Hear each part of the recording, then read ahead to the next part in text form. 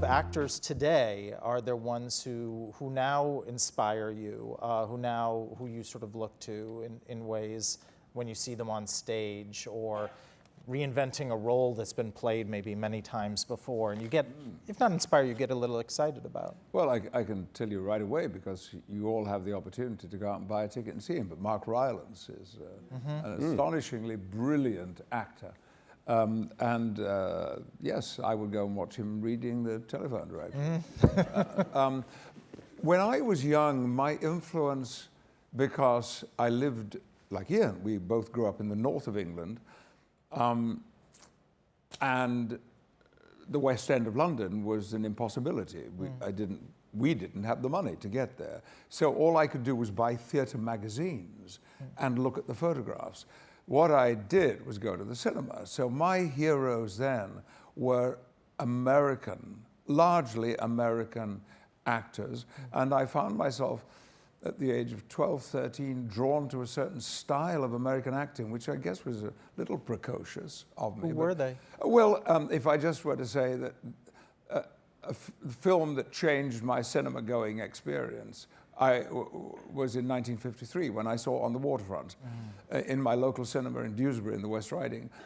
Not only was it a film about people like me from working class, difficult backgrounds, but the people on screen appeared to be living and making it up as they went along. Marlon Brando, Lee J. Cobb, Eva Marie Saint, Carl Malden. And again, I don't know how many times that week I saw it. I even took my poor mother to see it, because and she didn't know why I'd taken her.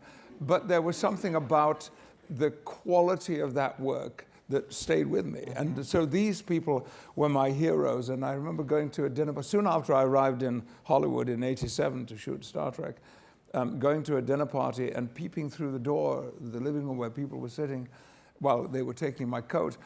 And there was Carl Malden sitting on a sofa. And I grabbed the hostess and said, I know you have a seating plan. I know you have. But I insist you must sit me alongside Carl Malden. And poor chap, I mean, he had to put up with me for the whole of dinner saying, and in the moment in the ship, in the lot, when they were going up on the hoist, and you take a cigarette out of your pocket, why did you do that? And I remember him kind of sighing and saying, because I needed a cigarette.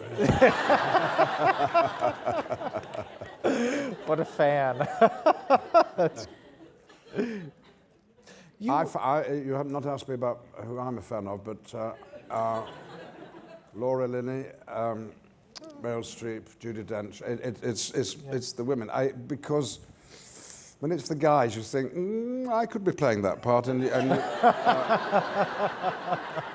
However, we're honoured that Michael Gambon is in town, and he's doing a Beckett play, All That Fall, in a small theatre with Eileen Atkins, a radio play, actually, written by Beckett.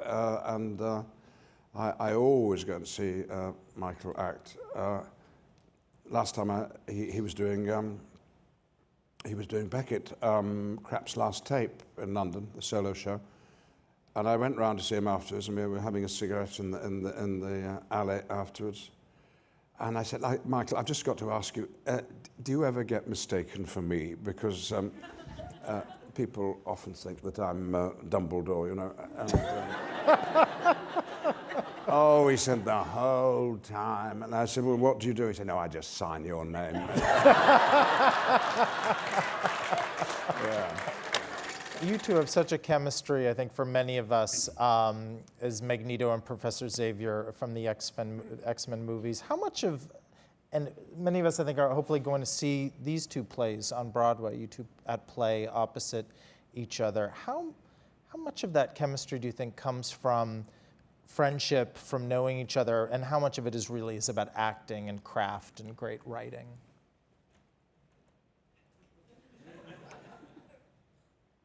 Well, friendship helps, but it's your own personal relationship with the writing, I think. But we're close together because our approach is very similar. We may have been. you gaily say we were both brought up in the north of England. He was brought up in Yorkshire. I was brought up in Lancashire. Now, I don't know if you know there's a difference that there are two counties separated by the Pennine Hills, but the rivalry between the two did give way to the Wars of the Roses, and that still, in a sense, continues. But by the time we were grown up, and by the time we were fully fledged actors, our concentration was on the same thing. Going back, and we both had aspirations no higher, because there couldn't be any higher than playing in Shakespeare for the Royal Shakespeare Company, or in other plays at the National Theatre in London. So it's that shared camaraderie, and you can have that with people with whom you're not friends. I think being friends is a bonus, but I don't think it's essential. Do you? Yeah. To act well with somebody? No.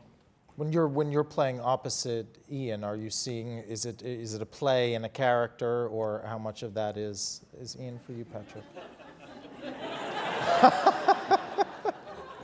No pressure. Well, I am blessed. With short sight? No.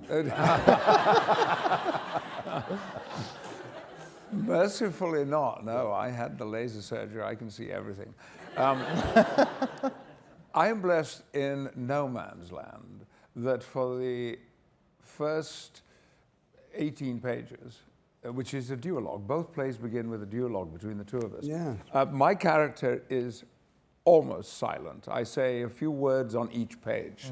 And Spooner talks. So I get to sit in a comfortable armchair, and I get lots to drink, colored water, but it's actually alcohol, and I mean, it's meant to be alcohol. And I always wonder. So yes, it's cold tea usually is what they give you. Looks very much like whiskey. And I get to watch it, and it is a bonus that I'd not anticipated when I agreed to do this, because it is every night absolutely fascinating. And then at the end of the play,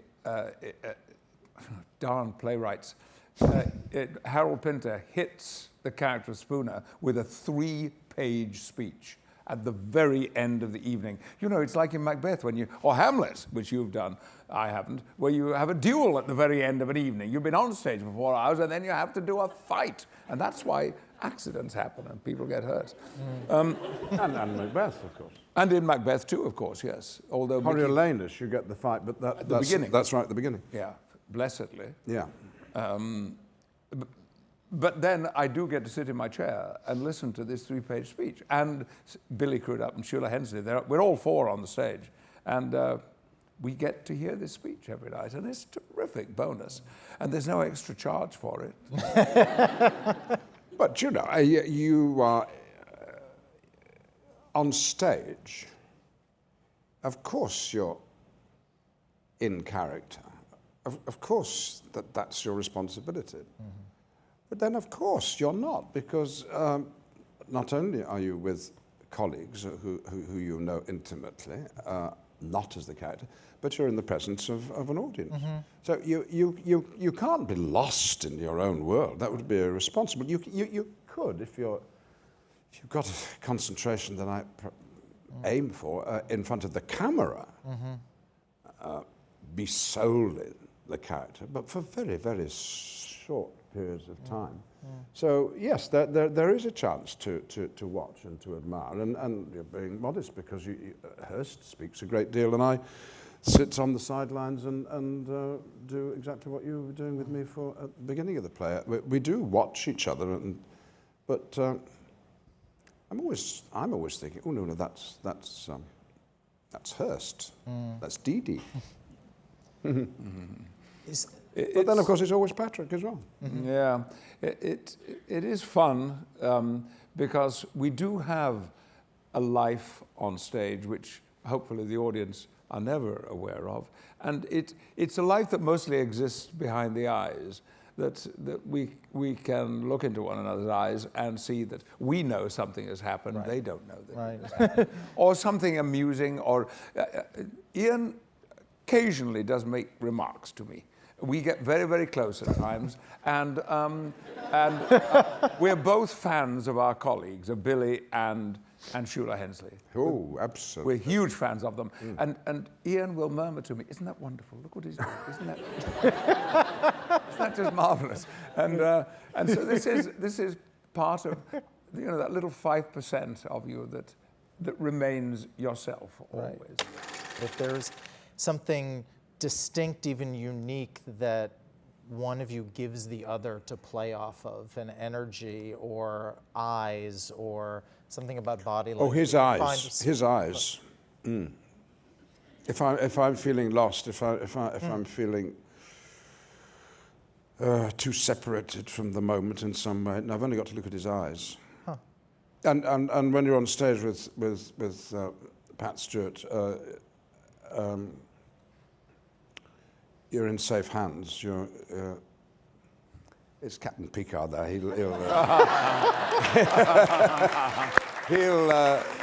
He'll see you through. It'll be all right. Yeah. Yes. Reliable. Yeah. Yes.